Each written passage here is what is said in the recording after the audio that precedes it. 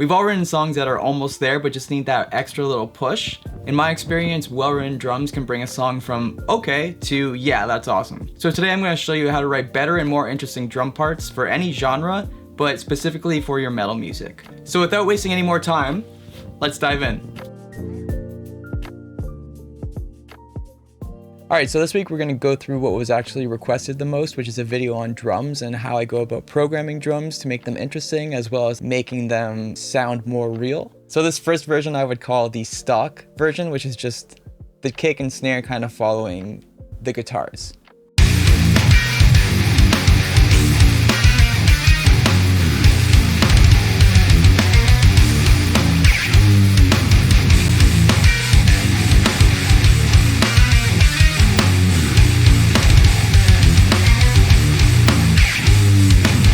If we open these drums up right here, these cymbals are kind of just straight.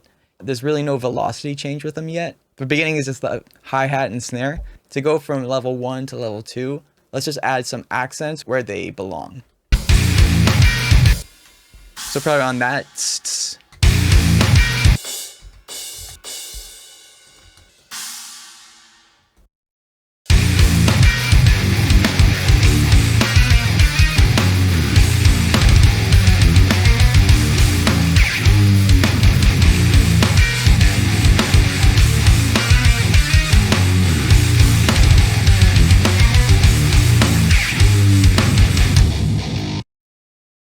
By adding snares into other parts in the riff, it'll accent the guitar notes that are meant to be accented a little bit more than just a kick drum. We'll also add toms and floor toms into the riff to make it even more interesting.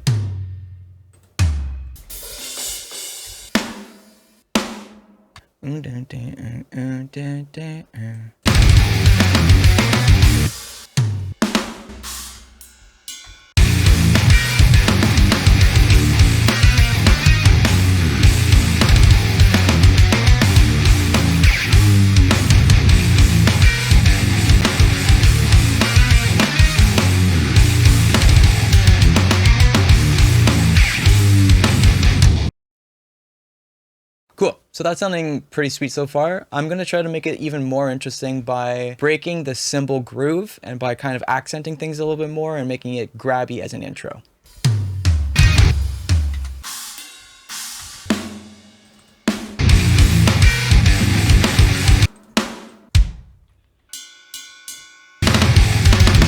Okay, cool, so now here's the part. I'll display the MIDI so that you can see what's going on. Pay attention to the velocities down below. At times I'll mark them with like a red box. I also occasionally will raise or lower just random snare drums to get it more human. Also to keep in mind that when you're doing a snare, in real life you would hit the cymbal a little bit harder, so anytime there's a cymbal over a snare, just raise the cymbal velocity a little bit.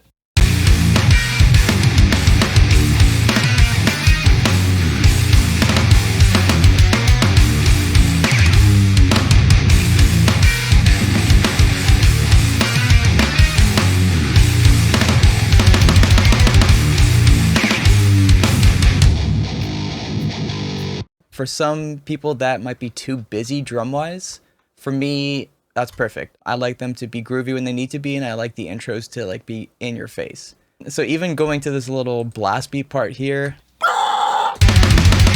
the guitar riff is doing the exact same thing 2 times in a row. If you can make it sound like it's not doing the same thing 2 times in a row, that's awesome. Let's compare it to the original one. I've labeled the chapters down below, so if you want to hear the original intro to compare it to this new version, you can click where it says original intro, or you can click where it says original breakdown just to compare.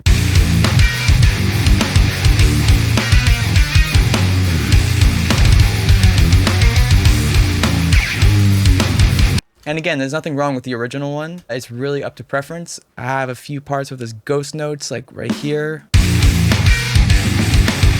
The hard hits were a little bit too chaotic. I like the hard hits over here. I just feel like ghost notes wouldn't do the job there. Changing up the cymbal, putting toms in when there weren't toms before. Doing stuff like this makes the song more fun for the listener and for you playing it. To me, it sounds a lot more interesting.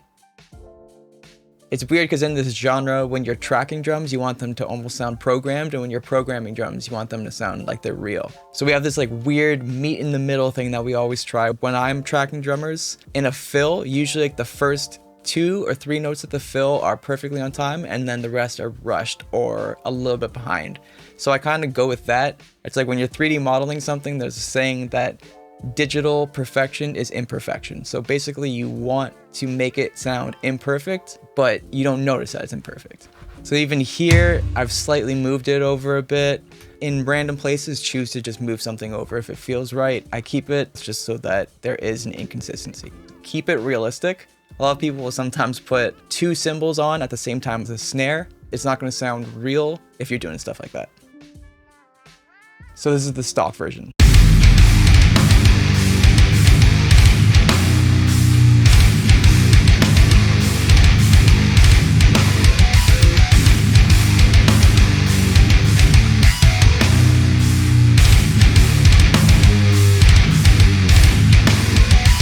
So yeah, the snare is really just on the 3s, and then the kick drum is basically just filling in the pattern of what the guitars are doing. Let's first add the accent cymbals and then see what that adds to the riff.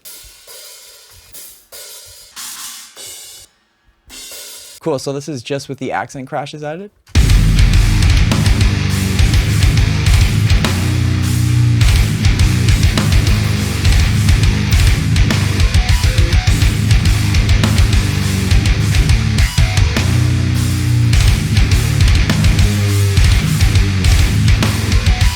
It almost feels like it's changing the timing of the part. So every time you hear a crash, you kind of think like, oh, it's the 1 of the beat, but it's not. Now we'll go to level 2, which is going to be spicing up the beat itself. This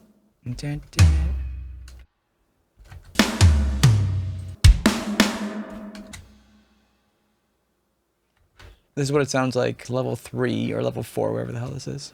I ended up combining level 3 and level 4 together since they didn't require as much tweaking as the intro.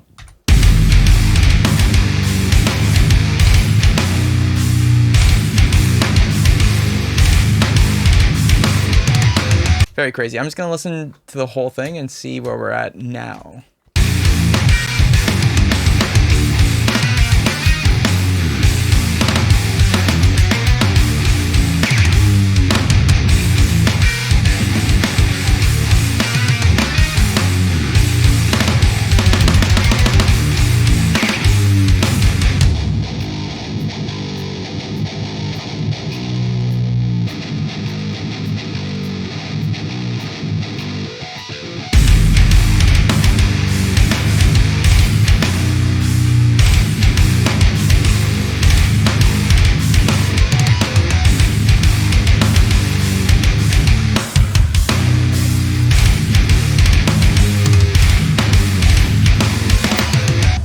So it's up to you. It's really up to preference. If you want to keep things more straight, there's a time and a place for that. Sometimes do what the guitar is doing on the drums, but more than just kick and snare.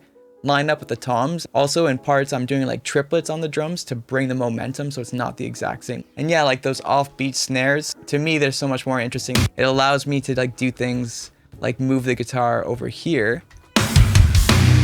onto the offbeat. I love doing it on the offbeat. So again, like don't overdo it. Keep it as if it's playable. You take like the normal groove and you base it off of that, and then you're like, okay, the guitar is doing something here. Let's get weird. Sometimes it doesn't work, but if you're experimenting, you're gonna find something sick. Just the nature of things. So yeah, keep creative. Keep that stuff in mind. So that's it for today's video. We covered how I make my drum parts more interesting, how to make them sound more real, but we haven't covered how I make the mixing aspect of it sound like real drums. So if you're interested in that at all, check out next week's video. Depending on when you watch it, there will be a link right here. Thanks for watching, and I'll see you next week. See ya.